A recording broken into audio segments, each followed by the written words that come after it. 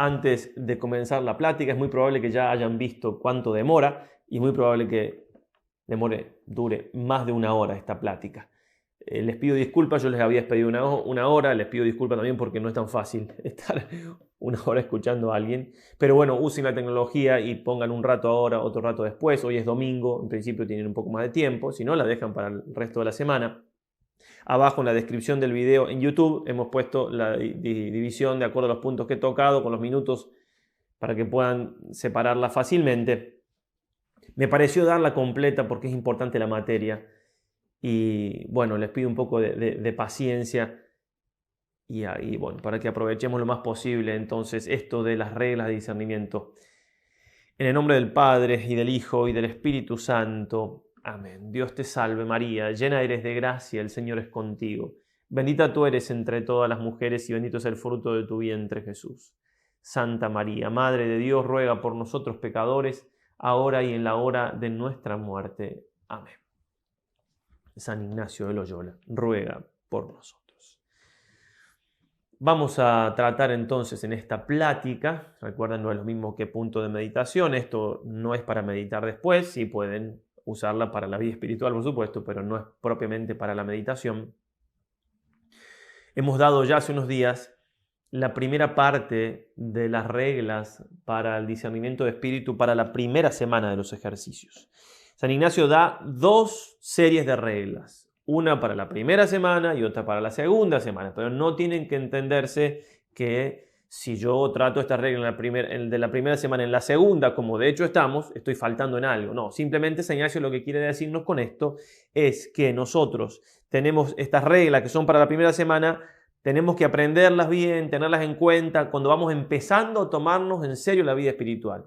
Y una vez aprendidas y sabidas, entonces sí, vamos a dedicarnos a las segundas reglas que son más breves y que suponen estas y la vamos a ver más adelante. Entonces ahora vamos a ver la segunda parte de esta primera regla, ¿sí? Las primeras para la primera semana.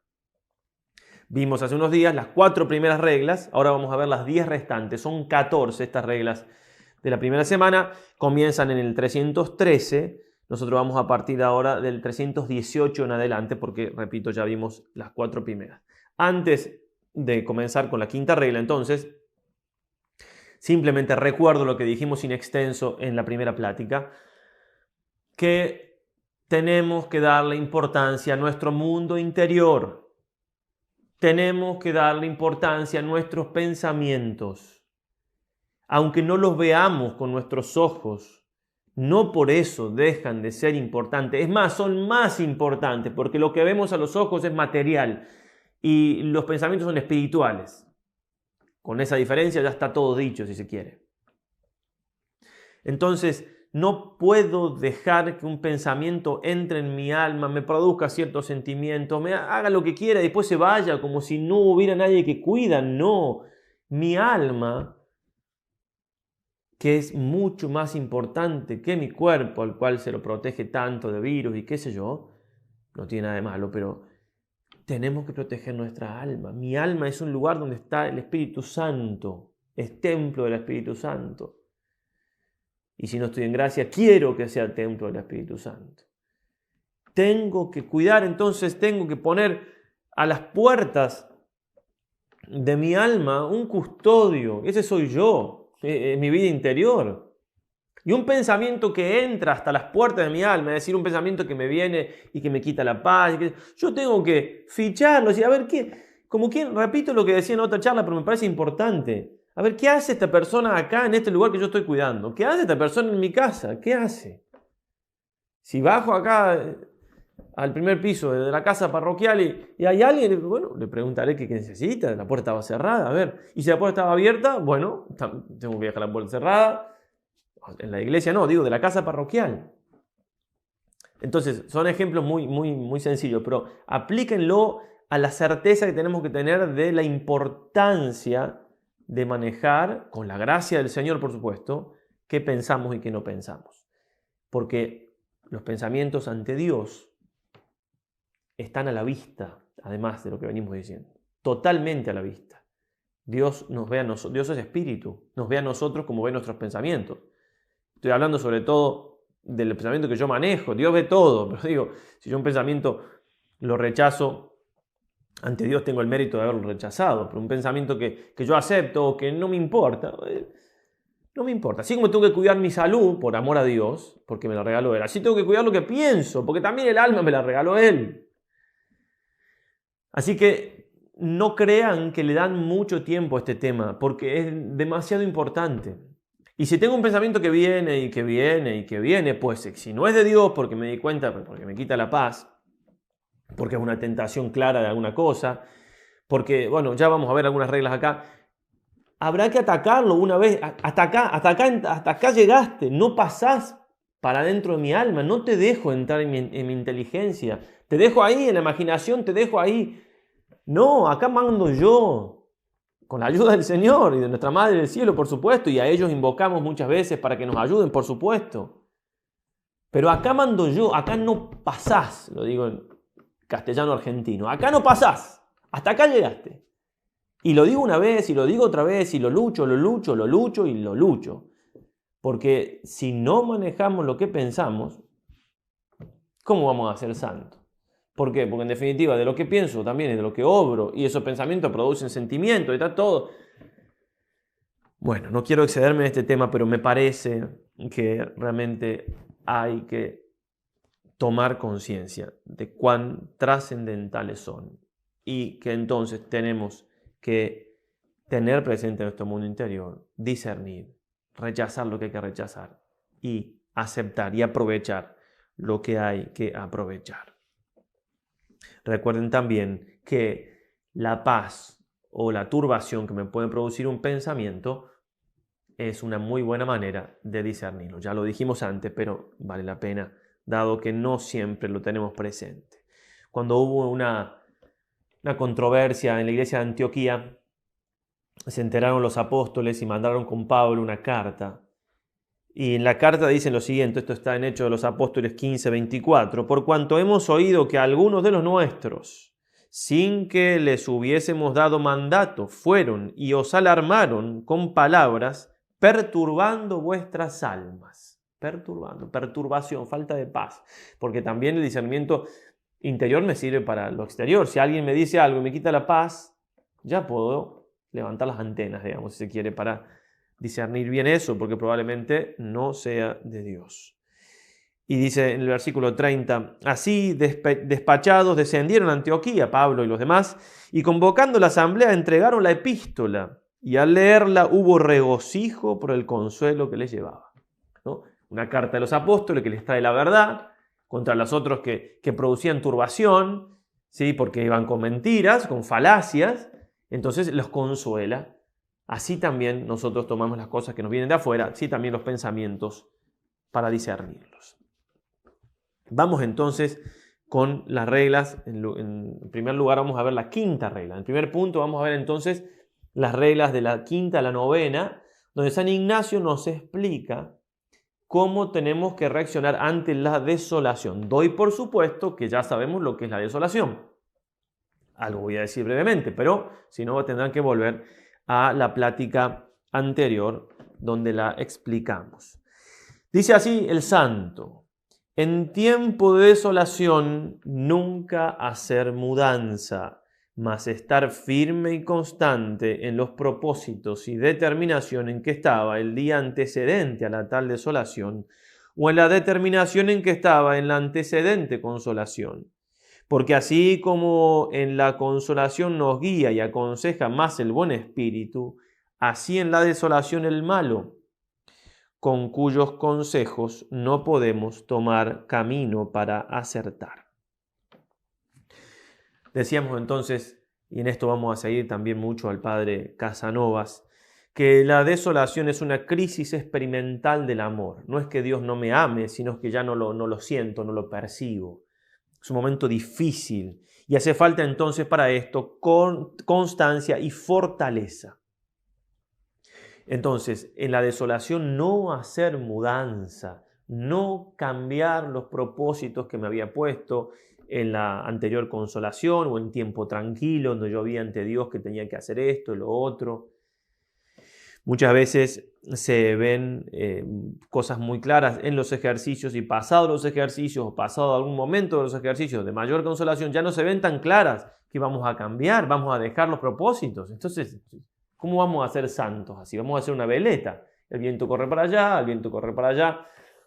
No, las cosas que he visto que Dios me pedía, aunque me cuesten lágrimas, las voy a seguir haciendo. ¿Por qué? Porque lo he visto ante Dios. Porque si en consolación Dios me mostró eso, entonces habrá que seguir. Bertolt Brecht, un escritor alemán, decía, hay hombres que luchan un día y son buenos. Hay otros que luchan un año y son mejores. Pero hay quienes luchan toda la vida. Esos son los imprescindibles. Si a veces podemos tener una voluntad impetuosa, si me lanzo a las cosas y pasan unos días y ya, o pasa un mes, o un poco más duro. No, hay que seguir constantes, una y otra vez, volver a los propósitos y no desistir en la lucha de cumplir con aquello que el Señor me mostró ser para mayor gloria suya y para mayor bien de mi alma. En la imitación de Cristo leemos, Jesucristo habla con el alma, Hijo, ¿no eres aún fuerte y prudente amador? El alma responde, ¿por qué, Señor? Porque por una contradicción pequeña faltas en lo comenzado y buscas la consolación ansiosamente. El constante amador está fuerte en las tentaciones y no cree a las persuasiones engañosas del enemigo. Así como le agrado en la prosperidad, también le agrado en la adversidad. La imitación de Cristo, un libro excelente, fue leído por San Ignacio en Manresa, va a decir así el padre Luis González de Cámara. En Manresa había visto el Gersoncito, así se le llamaba a la imitación porque la primera traducción al castellano se pensaba que era de Juan de Gersón, o sea que era de él el autor. Dice, lo había visto, no lo había leído, y nunca más había querido leer otro libro de devoción. ¿Con cuánta importancia le da? De hecho, encontramos en la imitación de Cristo muchas cosas que también están en los ejercicios. No es una copia, es otra cosa los ejercicios, pero sí hay cosas donde San Ignacio, por supuesto, le ha ayudado este libro. Y hay un compañero de San Ignacio de sus tiempos que decía que muchas cosas que decía San Ignacio en el hablar cotidiano eran de la imitación de Cristo. Él tenía muy buena memoria, la había leído muchas veces esa obra y sabía que lo que estaba diciendo estaba ahí. Entonces, este libro puede ser también de mucho provecho para la lectura espiritual, y cuando San Ignacio en la segunda semana nos dice que podemos leer algunas cosas, porque en la primera es más remiso y quiere que nos enfoquemos en el fruto de los pecados y demás, bueno, una de las cosas que dice que se puede leer es la imitación de Cristo. Entonces, quinta regla, la primera que vemos viendo ahora, ¿no? ¿Qué hacer en la desolación? Entonces, primero, no hacer mudanza, no cambiar los propósitos que me puse. Estamos en ejercicio, me propuse al comienzo, ya hace casi 20 días, darle esta hora al Señor. Bueno, vamos, le doy esta hora al Señor. No mudar los propósitos. Bueno, sexta regla, entonces, segunda regla de qué hacer en la desolación. Dado que en la desolación no debemos mudar los primeros propósitos, mucho aprovecha el intenso mudarse contra la misma desolación, así como en el instar en la oración, meditación, en mucho examinar y en alargarnos en algún modo conveniente de hacer penitencia. Bueno, entonces, esto es bien ignaciano, ¿eh? Se llama el agere contra, en latín, es el hacerla contra. Mudarse contra, no solamente no dejo de hacer lo que me había propuesto, sino que hago un poco más. ¿Un poco más de qué? Va a decir San Ignacio entonces, un poco más de oración, un poco más de penitencia, un poco más de examinarme la conciencia, un poco más de meditación. Muy de San Ignacio, no solo resistir, sino atacar. Dice el padre Casanovas, provechosísimo es no contentarse con resistir al enemigo y pasar resueltamente al ataque. No suele decirse, la mejor defensa es el ataque. porque esta táctica infunde valor al alma, agrada a Dios y al buen espíritu y desconcierta al demonio. Pero para que el ataque alcance plenamente esos resultados tan provechosos, nos dice el maestro, San Ignacio, que debe consistir en un intenso, firme, ¿no? Mudarse contra la misma desolación, es decir, en hacer todo lo contrario de la que ella inspira, y esto con toda la energía y de frente al enemigo. No son cosas fáciles, ¿ah? Pero ahí está. Bueno, nadie ha dicho que la santidad sea algo fácil. Sí que podemos con la gracia del Señor, porque como vamos a ver, la tenemos a la gracia aunque no la sintamos. El Señor en Getsemaní, ¿qué hacía? Dice Lucas 22, 43. Oraba más y más. Y San Ignacio, por supuesto, no es algo que no haya vivido. Todo lo que nos enseña él lo vivió. Por ejemplo, cuando él tenía tanto en Barcelona como después en Salamanca, si no mal no recuerdo, tuvo la misma tentación, o en París. Cuando quería estudiar, le venían pensamientos, qué sé yo, conjugaba el verbo amar en latín, tenía que estudiar latín y le venían pensamientos del amor de Dios. Bueno, y él se dio cuenta que eso era una tentación bajo especie de bien, que ya vamos a ver en las reglas para la segunda semana. Entonces, ¿qué hizo él? Por ejemplo, en Barcelona, llamó a su profesor, le contó todo lo que estaba pasando y le dijo: yo os prometo, él al profesor, de nunca faltar de oíros estos 2 años en cuanto en Barcelona hallare pan y agua con que me pueda mantener. Y como hizo esta promesa con harta eficacia, esto lo dice él mismo, es su autobiografía, nunca más tuvo aquellas tentaciones. Le volvieron varios años después e hizo lo mismo, exactamente lo mismo para vencer la tentación, ¿no? Hizo la contra, decía, me vienen pensamientos, iluminaciones del momento de la oración que me tientan, del momento del estudio, perdón, que me tientan a no seguir estudiando, pues entonces hago una promesa de que voy a seguir estudiando mientras tenga pan y agua, seguiré estudiando aquí. Eso es hacer la contra, ¿eh? En otro lugar, ya lo comentamos, pero vale la pena, cuando San Ignacio tenía miedo por haber atendido a un enfermo, de haberse enfermado él de peste, dice el peregrino de sí mismo, dice, la mano a él le empezó a doler de tal modo que le pareció que había contraído la peste. Y era tan fuerte este temor que no lo podía vencer hasta que, con gran ímpetu, se metió la mano en la boca, revolviéndola mucho dentro y diciendo, si tienes la peste en la mano, ahora la tendrás también en la boca. Y después de hacer esto, le desapareció la imaginación y el dolor de la mano. Eso es hacer la contra a la tentación, a la desolación. Repito, es algo difícil, pero que se puede y que se debe si queremos ser santos y que nos trae mucha alegría y mucho consuelo de parte del Señor. Para las cosas difíciles, como se dice, se han hecho los grandes hombres. Vamos entonces ahora a la tercera regla contra la desolación, séptima regla de la lista completa que nos da el santo.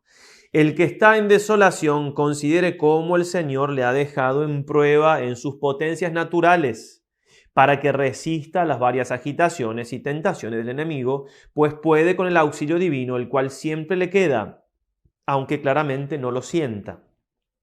Porque el Señor le ha abstraído su mucho fervor, crecido amor y gracia intensa, quedándole, sin embargo, gracia suficiente para la salud eterna.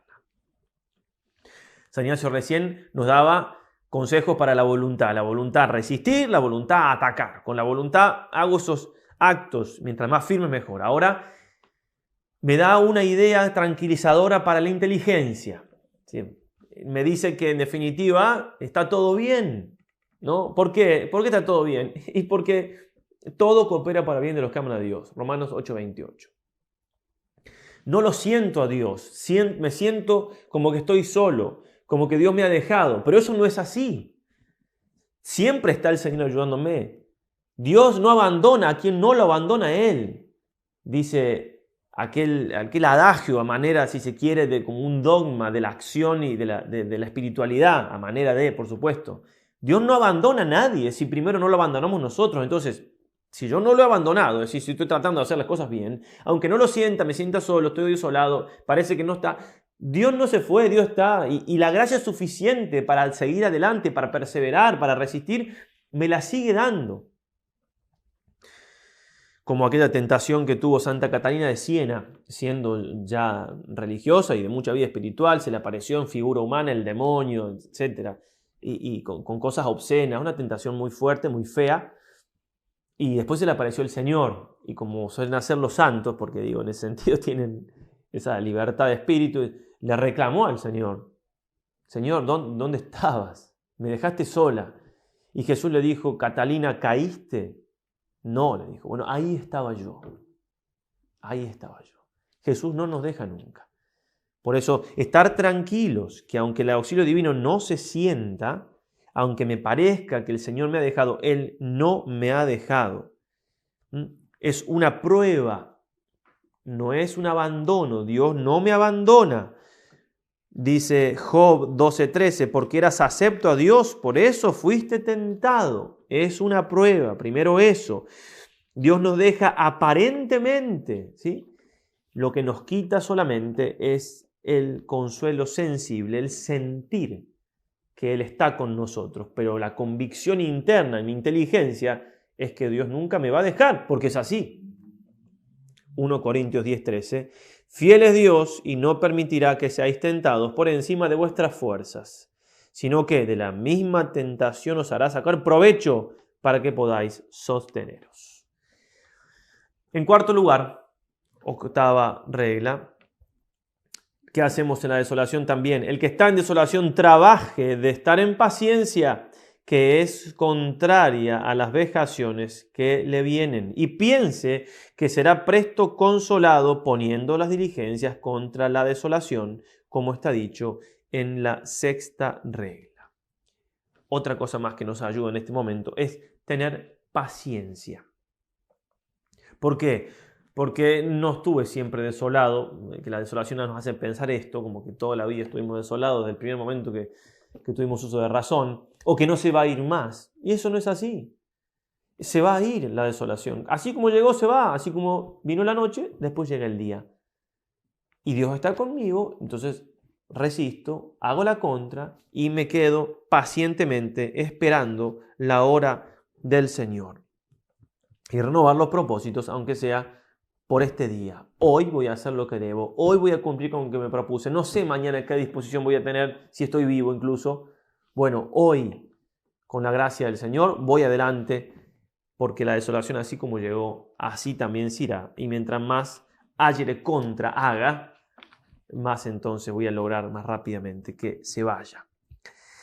Dice así la invitación de Cristo: cuando te fuere quitada la consolación, no desesperes inmediatamente, mas espera con humildad y paciencia la visitación celestial, porque poderoso es Dios para volver a darte una mayor consolación.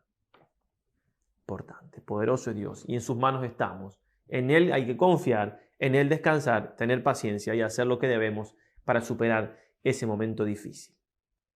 La quinta regla y última que nos da San Ignacio contra la desolación, o para ayudarnos en ese momento difícil, es explicarnos las causas por las cuales podemos estar desolados. Dice así: 3 causas principales son: en primer lugar, por ser tibios, perezosos o negligentes en nuestros ejercicios espirituales, y así, por nuestra falta, se aleja la consolación espiritual de nosotros.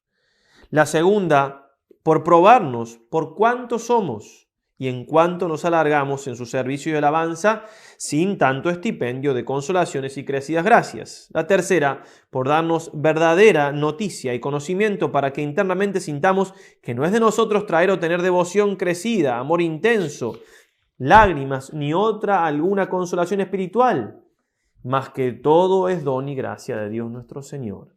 Y porque en cosa ajena no pongamos nido, alzando nuestro entendimiento en alguna soberbia o gloria vana, atribuyendo a nosotros la devoción o las otras partes de la espiritual consolación. Necesario era entonces esta aclaración para ayudarnos a nosotros. en el momento de la desolación. Y las causas que pone San Ignacio acá son principales. Puede haber otras, por supuesto, pero nos pueden ayudar muchísimo tener en cuenta estas tres causas. En primer lugar, por ser tibios, perezosos o negligentes en el servicio de Dios. Bueno, pasa también a nivel humano, psicológico. Cuando uno hace alguna cosa sin ganas, termina dejándola antes de tiempo, termina no encontrándole gusto a las cosas.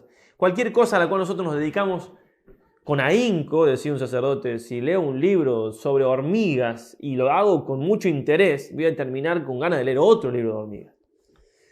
Bueno, tomemos eso en sentido amplio. Cualquier cosa a la cual le podamos nosotros poner mucha fuerza en nuestra vida, nos va a ayudar eso a que no nos sintamos desolados, ¿no? Lo dice San Juan de la Cruz en una frase hermosísima: donde no encuentres amor, pon amor y sacarás amor.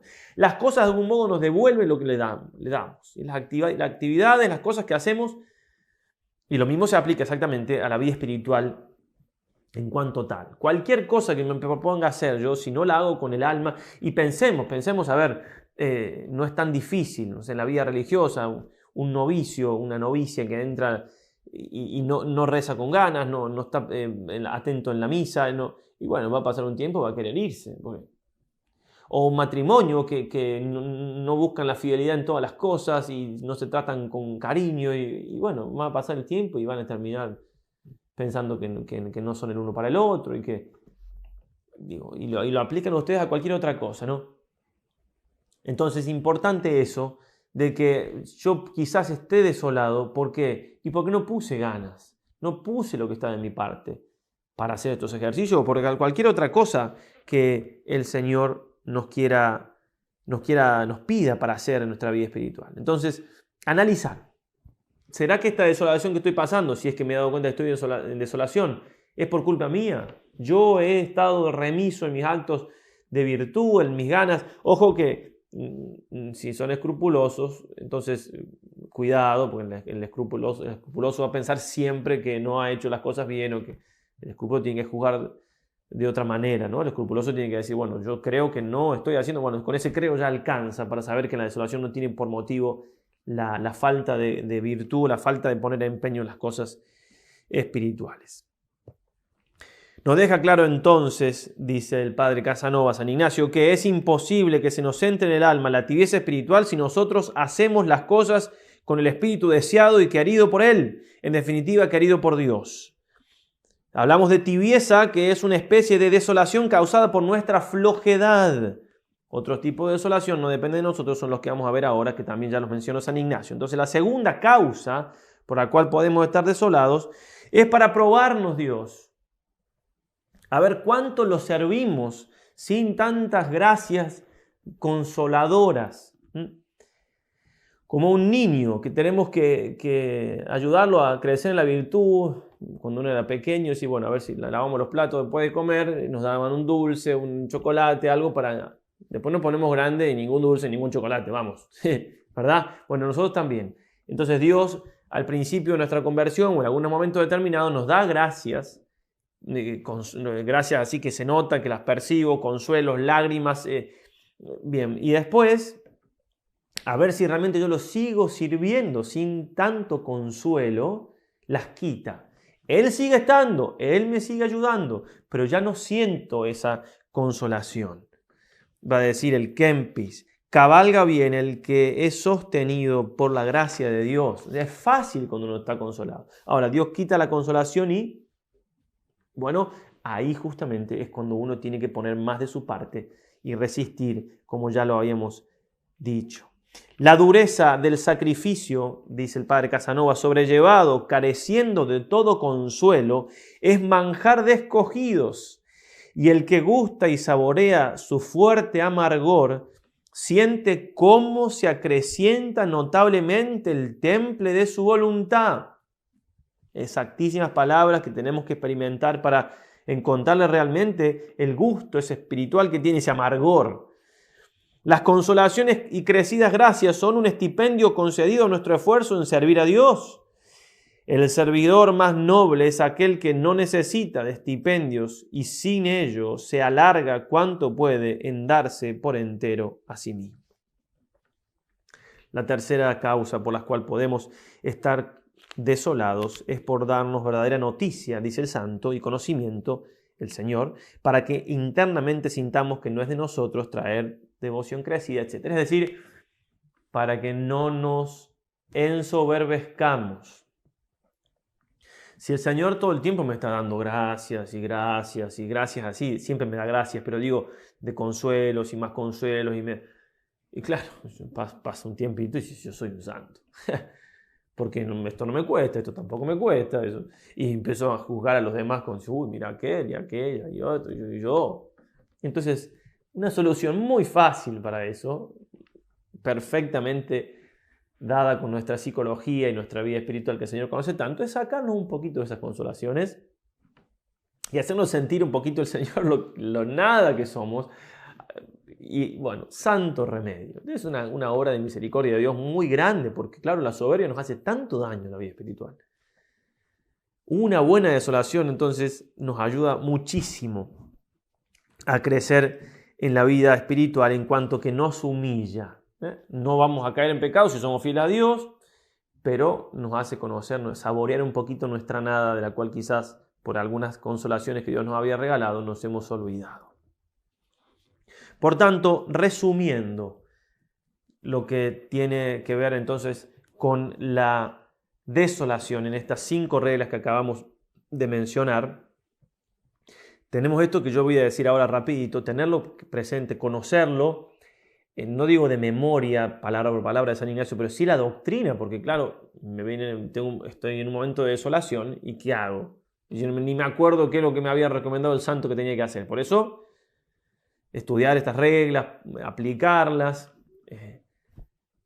se pueden tomar un tiempo en un momento y ver esta regla, ver en mi vida dónde la puedo aplicar, si lo he aplicado aquí, allá, dónde, bueno, consultar también lo que haga falta, si no sé exactamente si estoy discerniendo bien. Pero entonces, las 5 reglas son, en primer lugar, si estoy desolado, no hacer mudanza, seguir firme en los propósitos, hacer la contra a la desolación, el ayer contra, mudarme en contra con más penitencia, más oración. La tercera y la cuarta es estar tranquilos, saber que el Señor no se ha ido, que está conmigo y tener paciencia, que ya va a volver la consolación. Y por último, tratar de verificar, de ver cuál es la causa, porque me puede ayudar para perseverar o para quedarme tranquilo si no ha sido por mi tibieza. Sea lo que sea, cual que sea la causa, siempre lo que tengo que hacer es lo mismo, resistir, estar en paciencia, hacer la contra. Vamos ahora a las reglas de la consolación, que son 2. Las de recién eran 5, las de la desolación. Ahora son 2. Y en la segunda mitad de la segunda habla de la desolación de nuevo. ¿Y por qué? Y porque en la consolación es todo más fácil. En la consolación es como que todo sonríe. Entonces no hay tantas reglas para tener en cuenta. Aunque sí, estas 2 son provechosas. Entonces dice así el santo en la primera regla para la consolación. El que está en consolación piense cómo se habrá en la desolación que después vendrá, tomando nuevas fuerzas para entonces.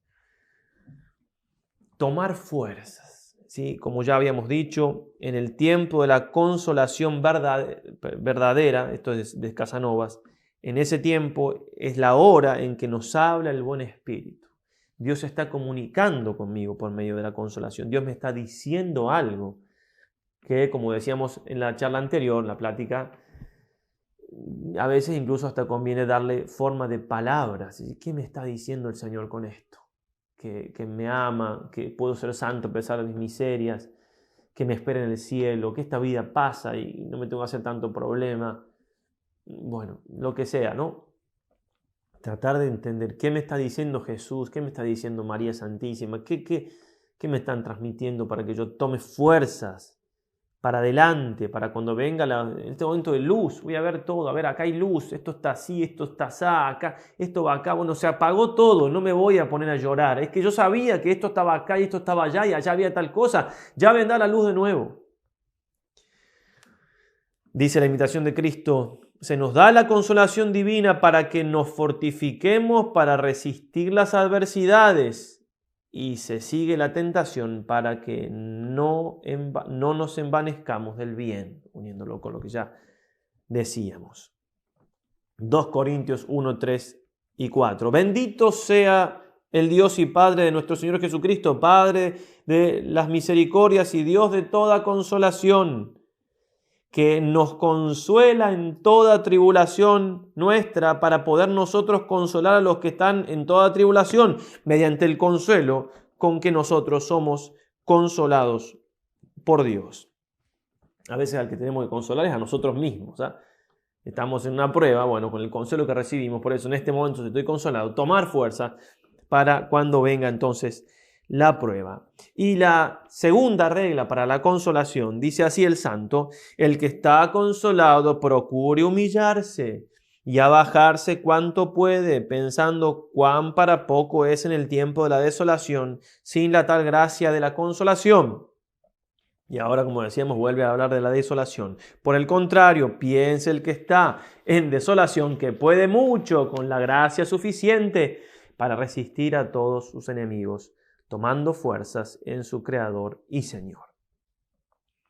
2 cosas entonces nos pide San Ignacio aquí en esta regla.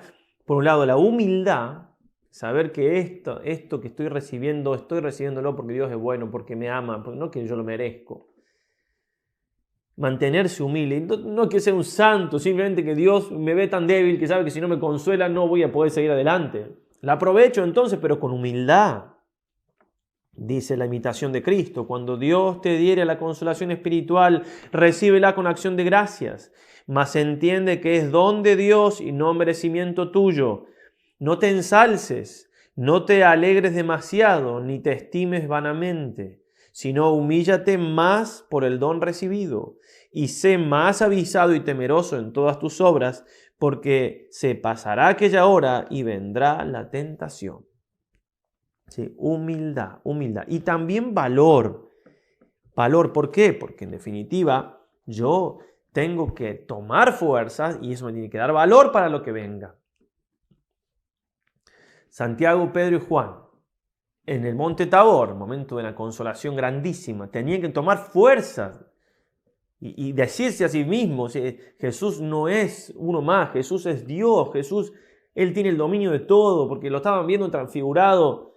Por eso querían hacer 3 carpas ahí, para que en el momento de la prueba, que justamente como ellos tuvieron más consolación, también tuvieron más desolación, estuvieron más cerca del Señor en Getsemaní, para que en ese momento de la prueba, recordando la consolación recibida, pudieran resistir y no quedarse dormidos y abatirse por lo que estaba sucediendo.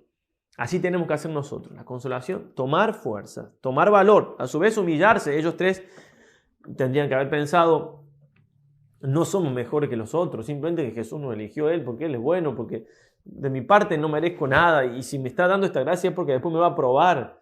Así que tengo que ser humilde y bien, hagamos lo mismo nosotros para aprovechar lo más que se pueda. Voy a dar ahora algunas citas bíblicas del Antiguo Testamento que nos pueden ayudar a aplicarlo a esto que venimos diciendo. Habla Dios, habla Moisés al pueblo elegido, para ya después finalmente pasar a la tercera parte de esta charla, que es ver cómo actúa el demonio. Dice así Moisés al pueblo, Deuteronomio 8, del 2 al 4. Acuérdate de todo el camino que Yahvé tu Dios te ha hecho andar durante estos 40 años en el desierto para humillarte, probarte y conocer lo que había en tu corazón, si ibas o no a guardar los mandamientos. Te humilló, te hizo pasar hambre, ¿no? Puede ser la desolación, la prueba. Te dio a comer el maná que ni tú ni tus padres habías conocido, para mostrarte que no solo de pan vive el hombre, sino que vive de toda palabra que sale de la boca de Yahvé. También le dio sus consuelos en el maná. Y también no había un tipo de consuelos que era la comida común, pero tenían este otro tipo de consuelo. Como Dios no los dejó nunca, como Dios los probó, pero no se gastó el vestido que llevabas, ni se hincharon tus pies a lo largo de estos 40 años. Es decir, por más pruebas que pasemos en la vida espiritual, el Señor siempre nos va a estar ayudando, auxiliando y asistiendo. También leemos en Deuteronomio 8 del 11 al 19. Guárdate de olvidar a Yahvé tu Dios, descuidando los mandamientos, normas y preceptos que yo te prescribo hoy. No sea que cuando comas y quedes harto, eso puede aplicarse como nosotros a veces tenemos en la consolación, tendemos a olvidarnos de la prueba. No sea que cuando comas y quedas harto, cuando construyas hermosas casas y vivas en ellas, cuando se multipliquen tus vacadas y tus ovejas, cuando tengas plata y oro en abundancia y se acrecienten todos tus bienes, tu corazón se engría y olvides a Yahvé tu Dios, que te sacó del país de Egipto, de la casa de servidumbre, que te ha conducido a través de ese desierto grande y terrible entre serpientes abrasadoras y escorpiones, que en un lugar de sed sin agua hizo brotar para ti agua de la roca más dura, que te alimentó en el desierto con el maná que no habían conocido tus padres, a fin de humillarte y ponerte a prueba para después hacerte feliz. No digas en tu corazón: mi propia fuerza y el poder de mi mano me han creado esta prosperidad. No digas en tu corazón: esta fuerza de voluntad que tengo, este deseo de rezar son míos. Sino, acuérdate de Yahvé tu Dios, que es el que te da la fuerza para crear la prosperidad, cumpliendo así la alianza que bajo juramento prometió a sus padres, como lo hace hoy. Pero si llegas a olvidarte de Yahvé tu Dios, si sigues a otros dioses, si les das culto y te postras ante ellos, yo certifico hoy contra vosotros que pereceréis. Si yo abandono a Dios en la prueba, entonces, o por la consolación me hago tan soberbio que lo abandono a Dios, y bueno, obviamente que el resultado no puede ser bueno para nada. La tercera parte de esta plática entonces la vamos a dedicar a las últimas 3 reglas de discernimiento, donde San Ignacio nos va a hablar de cómo actúa el demonio. ¿Alguna vez escucharon hablar de eso? ¿Cómo actúa el demonio para tentarnos? Porque es como todo lo del libro, es una cosa hermosísima poder descubrir al enemigo. Porque descubierto el enemigo es más fácil defenderse. Si no lo conocemos, y San Ignacio ha resumido en 3 reglas la manera de actuar del demonio. El padre Casanovas va a decir: las 3 reglas que abarcan son las únicas páginas del libro de los ejercicios que con razón pueden calificarse de literarias. Fuera de ellas, en todo lo demás del libro, San Ignacio solo se preocupa de ser lo más claro y exacto posible, conteniéndose en una pobreza de palabras austerísima. Aquí, sin que esa su claridad y exactitud pierdan un punto, es rico de expresión y pintoresco en las imágenes, reminiscencia cierta de aquellas sus lecturas caballerescas y su vida cortesana y militar. Vamos entonces a la primera de las 3 reglas. Estamos ya en la 12ª regla. Recordemos que son 14 en total. La 12ª entonces. Estamos en el número 325. El enemigo se hace como mujer en ser flaco por fuerza y fuerte de grado. Porque así como es propio de la mujer cuando riñe con algún varón perder ánimo, dando huida cuando el hombre le muestra mucho rostro, y por el contrario, si el varón comienza a huir perdiendo ánimo, la ira, venganza y ferocidad de la mujer es muy crecida y sin mesura, de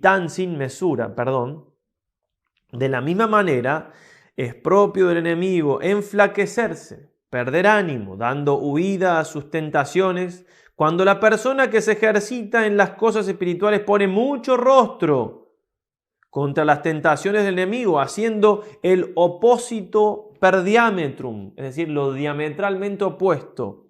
Y por el contrario, si la persona que se ejercita comienza a tener temor, a perder ánimo en sufrir las tentaciones, no hay bestia tan fiera sobre la faz de la tierra como el enemigo de natura humana en prosecución de su dañada intención con tan crecida malicia. No colocarnos entonces nunca a la defensiva con nuestro enemigo, sino, como ya lo hemos dicho, atacarle siempre con vigor y fortaleza hasta derrocarle, dirá el padre Casanovas. Pone un ejemplo para esto San Ignacio, que puede gustarles, puede no. Es un ejemplo simplemente.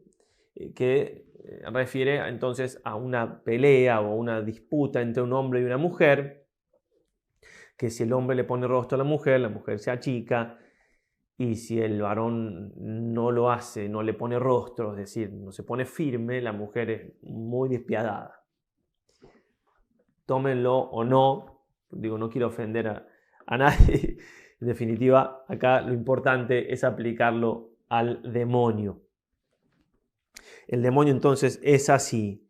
Es el débil, dice el padre Casanovas, ante la fuerza y fuerte ante la debilidad y los halagos. Tímido y huidizo cuando resueltamente se le hace cara, lleno de ira, de venganza y de ferocidad desenfrenada, como la fiera más salvaje si el hombre se acobarda y empieza a retroceder. Es cierto, va a decir San Pedro, 2 Pedro 5:8, que el demonio es como un león rugiente que anda buscando a quien devorar. Pero es un león atado. Entonces, es bueno el pensamiento de que el diablo es un pobre diablo, en definitiva, que no puede nada contra nosotros si nosotros estamos con Dios. Si no estamos con Dios, obviamente que es un ángel, y aunque un ángel caído sigue siendo un ángel. Entonces, si uno no está con la ayuda del Señor, obviamente que va a caer en cualquier tentación, en cualquier pecado. Pero estando con Dios, estoy en gracia de Dios, Dios me protege, me ama, ¿qué me va a hacer? Como vamos a leer dentro de unos instantes, San Juan de Ávila dice que hay que tener una santa soberbia.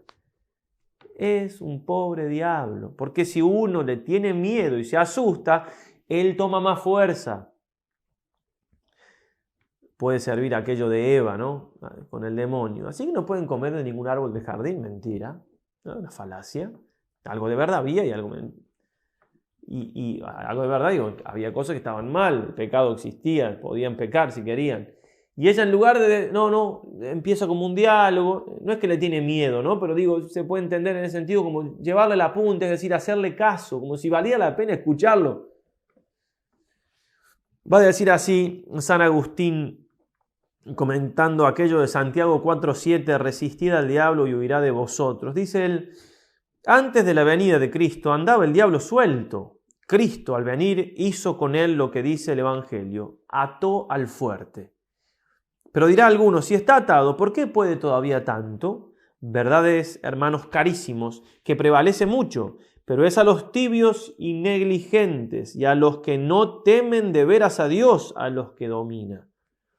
Atado está como perro a la cadena y nadie puede morder más que al que con mortífera seguridad se le acerca. Considerad, hermanos, cuán necio es el que se deja morder de un perro atado a la cadena. Tú no te acerques a él por los deleites y codicias del siglo, y él no presumirá de acercarse a ti. Puede ladrar, puede solicitar, morder no puede más que al que se deja, porque no daña forzando, sino persuadiendo, ni nos arranca el consentimiento, sino que nos lo pide. Entrando San Ignacio a una iglesia aquí en Manresa, ya lo comentamos a esto, probablemente en la SEU o en la iglesia de los dominicos, dice él mismo, estos días le vino un pensamiento recio que le molestó, pensamiento recio, duro, firme, así, que le molestó, si estaba atento a su mundo interior, representándosele la dificultad de su vida, como si le dijeran dentro de su alma, ¿y cómo podrás tú sufrir esta vida 70 años que has de vivir? Mas a esto le respondió también interiormente con grande fuerza, sintiendo que era del enemigo, oh miserable, ¿puedesme tú prometer 1 hora de vida? Y así venció la tentación y quedó quieto. Y esta fue la primera tentación que le vino, y fue esto entrando en una iglesia en la cual oía cada día la misa mayor y las vísperas y completas, todo cantando, sintiendo en ello gran consolación. Esa respuesta así, inmediata. Si él se hubiera quedado pensando y se hubiera asustado, con esta vida porque no es que el miedo me lo va a dar el demonio a él directamente, sino a lo que me presenta. A eso me va a hacer temer. San Juan de Ávila, el maestro de Ávila, con toda su sabiduría también, que conoció a los jesuitas, que los defendió, que casi de algún modo fue jesuita. No se dieron las cosas, pero van codo a codo, hombro a hombro con San Ignacio en aquellos tiempos del siglo XVI. Dice así: claro es que pues todo el ardid de su guerra, del demonio, se ha por vía de miedo, las armas principales que hemos de tener son el esfuerzo del corazón, confortado con nuestra confianza y con la fe, dice así, con la fiducia, ¿no? Se puede traducir como con esperanza esforzada en nuestro Señor, porque esta es la que en esta guerra nos hace victoriosos, pues que la fiducia vence al temor, según está escrito. Todo el ardid de su guerra se ha por vía de miedo. Muy fuertes esas palabras del santo. ¿Cuánto entonces el demonio utiliza el miedo que tenemos para paralizarnos? Incluso, como dice Santo Tomás en la Suma Teológica, la pereza es una especie de miedo. Es un miedo al trabajo o a hacer algo. En otro lugar, siempre el mismo libro, Audifilia, de San Juan de Ávila. Y conociendo los viejos del yermo, ¿sí? del desierto, cuán necesario era este corazón confortado para no ser vencidos en estas peleas contra los demonios, que eran muy usadas entre ellos, iban de noche a hacer oración en soledad a los sepulcros de los difuntos, para ganar libertad del miedo cuyo señorío es muy dañoso. Y si el consejo de Cristo tomamos, muy seguros viviremos de aqueste temor, porque Él nos lo quita diciendo, Lucas 12:5, yo os enseñaré a quién temáis. Temed a aquel, con mayúscula, que después de haber muerto el cuerpo puede echar en el infierno. A este, con mayúscula, temed. Quien a Dios no teme, dice el santo, ha de temer por su mala conciencia al mundo y al demonio. Mas quien a Dios teme, no teme al demonio, pues el temerle es un cierto modo de sujeción, como que nos puede dañar en algo. Y como no pueda ni llegar al cabello de nuestra cabeza sin la licencia de Dios, no hay por qué temerle a Él, sino al Señor, que puede darle licencia. Y por eso debemos estar siempre humillados y con santo temor delante de Dios. Más para con el demonio, muy esforzados con la esperanza de Dios y llenos de una santa soberbia, atentos a esas palabras. Y cuanto Él más bravezas mostrare, tanto más vos temed a Dios y os encomendad a Él, y tanto menos temed al demonio. Y como leíamos recién entonces, de los santos viejos, dice él, del yermo, los padres del desierto, se iban a orar y demás a los sepulcros.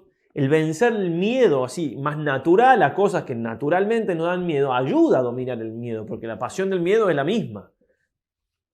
Predicando ejercicios allá en Santiago del Estero, en Argentina, frente de la casa de ejercicios, hay todavía, en medio del monte santiagueño, un cementerio. Entonces solía aconsejarles que se animasen a dar una vuelta por el cementerio a la noche. ¿Por qué? Para vencer el miedo. Y algunos lo hicieron con provecho. Porque si venzo el miedo en cosas así, por el estilo, bueno, me va a ayudar eso a vencer el miedo que el demonio quiere infundirme en otras cosas.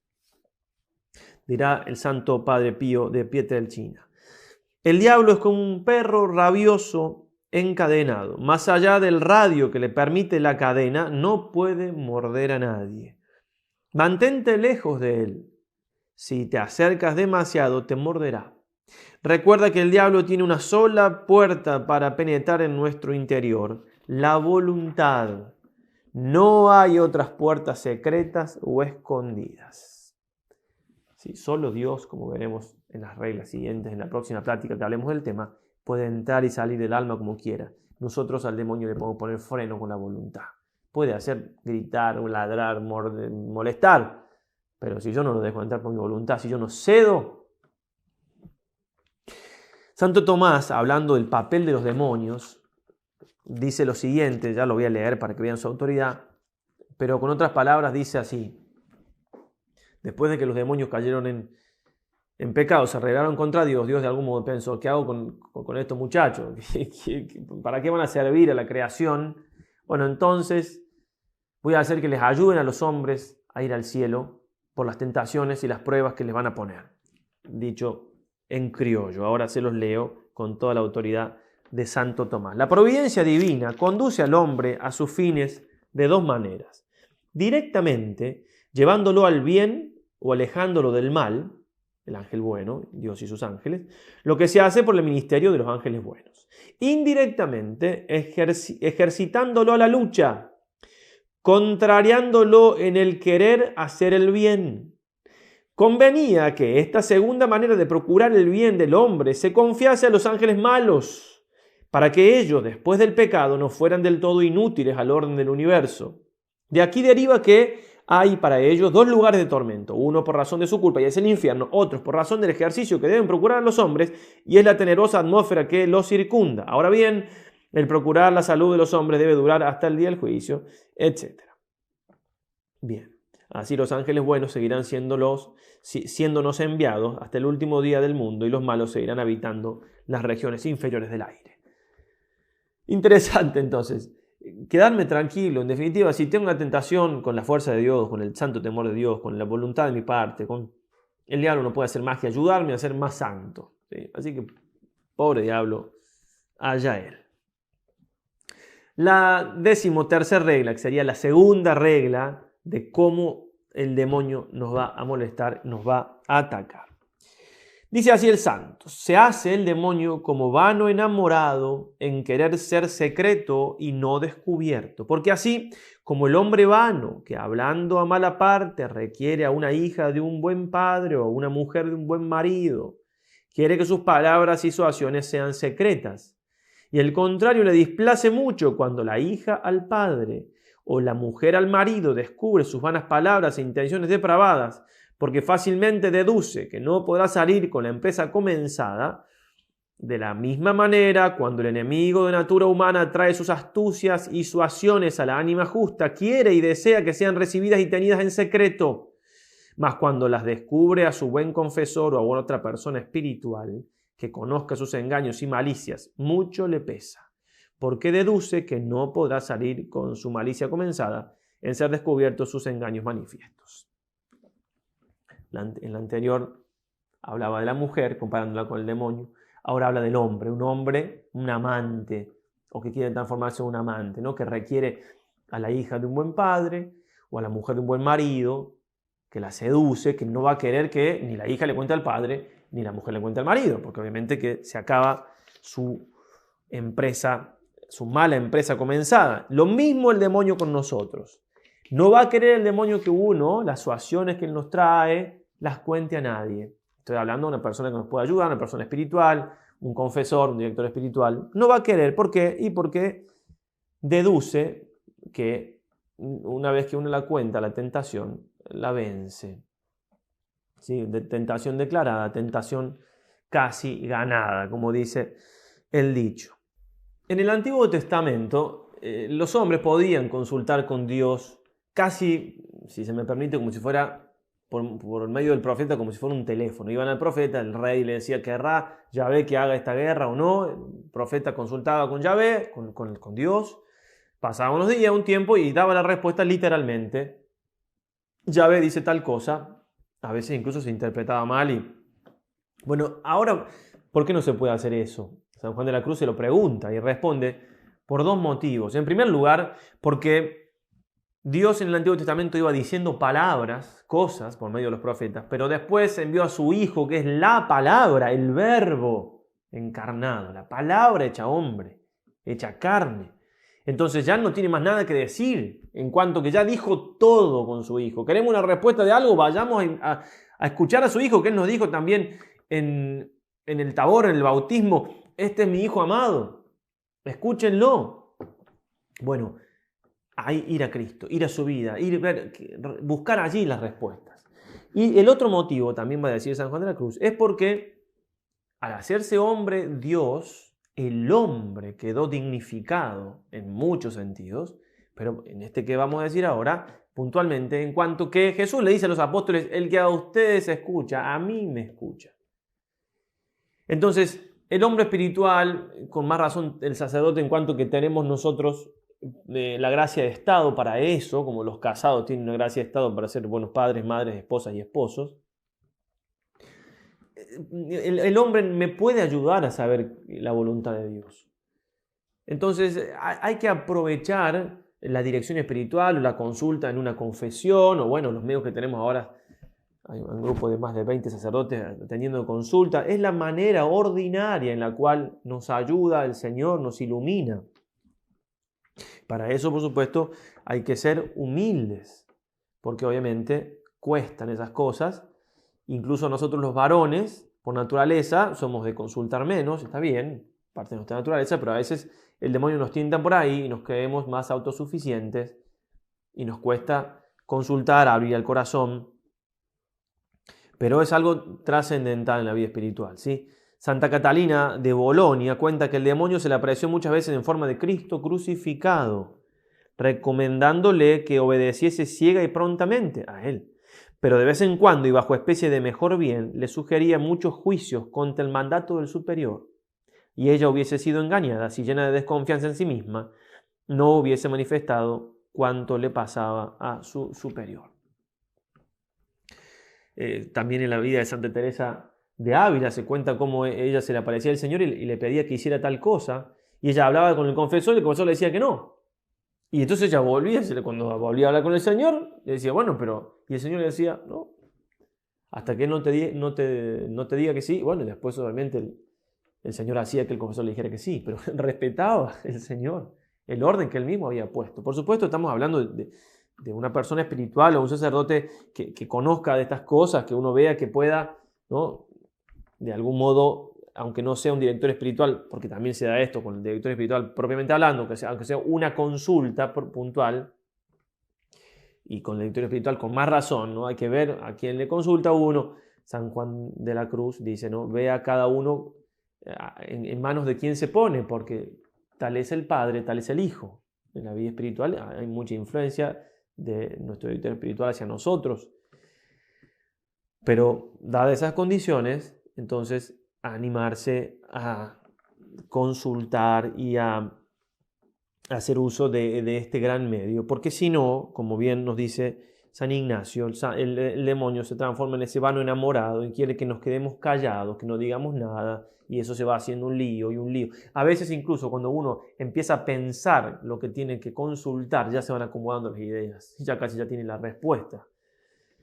Muy necesaria entonces en la vida espiritual. Quien se toma la vida espiritual en serio, es necesario la dirección espiritual. Por lo general, si alguien no tiene director espiritual, bueno, Dios le ayudará de alguna manera, pero ley ordinaria es contar con esta ayuda o consultas puntuales. El mismo San Ignacio, él no dejaba de consultar, de darle cuenta. Él se proponía hacer ayuno toda la semana, por ejemplo, cuando tuvo ese ataque de escrúpulos tan grandes, San Ignacio, aquí en Manresa, un tiempo de escrúpulos que tenía tentaciones de suicidio, ¿no?, de tirarse por un hueco que había en la habitación donde estaba en los dominicos, y él gritaba fuerte, ¿no?, lo cuenta él mismo, no, Señor, no haré nada que sea pecado, pero estaba aterrorizado del sufrimiento de esos escrúpulos, de que no había sido perdonado y se volvía a confesar. Bueno, pero él le expresaba todo al confesor una y otra vez y le decía al Señor, si es necesario voy atrás de un perrito, si el perrito me va a dar la respuesta.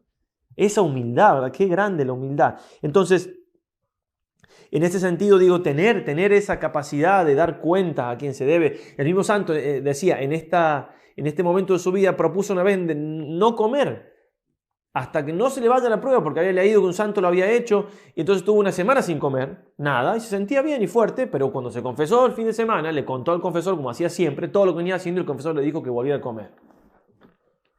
Entonces, miren la humildad, esa humildad tenemos que tener también nosotros. Va a decir San Paladio, he visto a monjes que después de muchos años de trabajo cayeron y llegaron hasta la locura por haber contado con sus propias obras y no haber aceptado el mandamiento de Dios que dice, interroga a tu padre y te lo enseñará. Deuteronomio 32:7. Paladio escribe en la historia lausíaca, los que están faltos de dirección caen como las hojas que empuja el viento sin rumbo fijo. San Bernardo, Quien se constituye en maestro y director de sí mismo se haría discípulo de un necio. No sé qué pensarán los demás sobre esto, mas de mí sé deciros por propia experiencia que me es mucho más fácil dirigir a muchos otros que a mí solo. Y es San Bernardo que queda para nosotros. San Vicente Ferrer: nunca Jesucristo otorgará su gracia, sin la cual nada podemos hacer, a quien, teniendo a su disposición un varón capaz de instruirle y dirigirle, desprecia esta ayuda, persuadido de que se bastará a sí mismo y de que encontrará por sí solo lo que es útil para su salvación. Y añade en el mismo lugar que, por el contrario, quien tuviere un director al cual obedezca sin reserva y en todo, llegará mucho más fácilmente y pronto que por sí solo, aunque fuere de ingenio muy despierto y tuviese a mano sabios libros de materia espiritual. Y se podría seguir también en esto. Paréntesis muy breve. Nosotros somos hijos de la luz, Efesios 5:8. Entonces cualquier cosa que se me propone, grupo, movimiento, lo que sea, que esté envuelto en demasiado secreto, salvo en situaciones muy, muy puntuales, históricas, de momentos concretos por un tiempito, pero cualquier cosa que se presenta así, con mucho silencio, que no se puede contar al director espiritual, alerta. Alerta, porque esas cosas, por lo general, es muy difícil que vengan del Señor. Por último, la regla 14ª, que es la tercera regla acerca de cómo actúa el demonio. Dice así el santo: se hace el demonio a sí mismo como un caudillo para vencer y robar lo que desea, porque así como un capitán y caudillo del campo, asentando su real, su ejército, sus tropas, y mirando la fuerza o disposición de un castillo, le combate por la parte más flaca, de la misma manera el enemigo de natura humana, rodeando, mira en torno todas nuestras virtudes teologales, cardinales y morales, y por donde nos haya más flaco y más necesitados para nuestra salud eterna, por allí nos bate y procura tomarnos. Número 327, entonces, en la última regla, bien de San Ignacio en este sentido, bien de su vida pasada en cuanto caballero, conocía estas cosas, estas estrategias, y el demonio sabe el que actúa igual. Y como se dice, más sabe por viejo que por diablo. El demonio nos conoce, tiene nuestra historia clínica, si se quiere, nuestro primer pecado, todos nuestros pecados, las veces que hemos caído, que hemos cedido, en qué.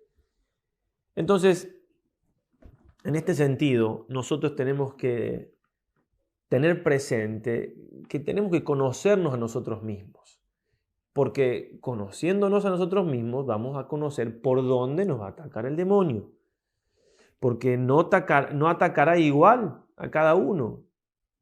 Tuve la gracia de ser maestro de novicios unos años y que uno lo puede ver también en general cuando hace dirección espiritual, pero digo, ahí se veía más patente cómo el demonio, depende cómo era el novicio, su forma de ser, su temperamento, sus costumbres que traía, el demonio lo tentaba para un lado o para el otro. Y le pongo un ejemplo muy sencillo, ¿no? Había momentos de deporte, ¿no? Entonces, el que le gustaba, que por lo general a todos los novicios les gustaba hacer deporte, jugar al fútbol, si tenía una tentación con respecto a eso, es de dejar de hacer algo que le tocaba quizás y que le quitaba ese tiempo. ¿Para qué? Y para dedicarse a eso que le gustaba más, que era hacer deporte. Si no le gustaba hacer deporte, la tentación iba a ser al revés, de buscar alguna excusa, incluso bajo apariencia de bien, hacer una obra de caridad para no ir. Bueno, es muy sencillo este ejemplo, repito, pero a lo que voy es que tengo que ver cómo me tienta a mí el demonio. Entonces tengo que analizarme, tengo que conocer mis temperamentos. Le ofrecemos también aquí debajo un texto para eso, lo pueden para después, no hace falta que lo hagan todo ahora, pero para conocer el temperamento que tenemos, y después la historia nuestra, en que hemos caído, en que no, dónde nos aprieta más el zapato. Hablaremos también más adelante un poco más de este tema, pero al que no se ha mortificado su sensibilidad, por ejemplo, el demonio le hará ver que no, fulano de tal te miró así, te miró asá. Al que es iracundo le pondrá pensamientos de iracundia en contra de los demás. Al que es perezoso, motivos para seguir en su pereza. Y así, cada uno tiene que ver, ¿no? Cada uno tiene que ver y analizar dónde nos aprieta el zapato, porque allí atacará más el demonio. Y ahí entonces, donde veo que soy más débil, pero primero, repito, tengo que saber dónde soy más débil. ¿Cuál es mi debilidad? Y a veces somos tan poco avesados en la vida espiritual y tan poco inteligentes para esta cosa del espíritu, que a lo mejor para una persona que vive con nosotros es obvio lo que nos cuesta más. Y nosotros, entonces a veces, incluso los que están casados con su cónyuge, bueno, humildemente, sí, bueno, ¿dónde te parece que yo tendría que mejorar? ¿Dónde te parece que yo...? Porque a veces, aún en una relación de mucha confianza, como es el caso de matrimonio, hay cosas que no se suelen decir, porque para que alguien me diga algo, yo tengo que estar dispuesto a escucharlo. Porque si me dicen algo que yo no estoy dispuesto a escuchar, voy a reaccionar mal y es contraproducente. Dedicarse entonces a un momento y decir, bueno, ¿cuál es mi defecto dominante? Que ya también vamos a hablar más al detalle. Pero saber entonces que el demonio va a atacarnos más por ahí. El Padre Pío dirá, hablando de todas estos ataques y estas cosas para ya quedarnos en paz y ir terminando. Deja que el viento sople y no creas que el ruido de las hojas es el tronar de las armas. Y así, si construimos nuestra casa sobre roca, que es Cristo, los vientos, ¿sí? Las tentaciones, en este sentido, hablando de vientos, las pruebas, pueden pasar para allá, para acá. Nos mantenemos firmes en el Señor que nos ama, que por nosotros murió y que nos quiere santos. Si hay algo en lo cual podemos pensar, sin equivocarnos, si hay alguien en la que podemos acudir para que nos ayude, nos auxilie, quizá con breves jaculatorias, es nuestra Madre del Cielo, la Santísima Virgen María. Voy a terminar con unas breves palabras de San Bernardo, que la cita San Luis María en el libro El Secreto de María, que es como un resumen del tratado de la verdadera devoción a María Santísima, que en esto del discernimiento nos puede ayudar para tenerla presente a ella, para que nos asista, y ella que apretó la cabeza del demonio, la aplastó, nos ayuda a nosotros, sus hijos, a hacer igual con la gracia que ella nos alcanza del Señor. Siguiéndola no te extravías. Pensando en ella no yerras. Si ella te sostiene, no caes. Si te protege, no tienes que temer. Si te guías, no te cansarás. Si te es propicia, llegarás seguro a puerto. Ave María Purísima, sin pecado concebida.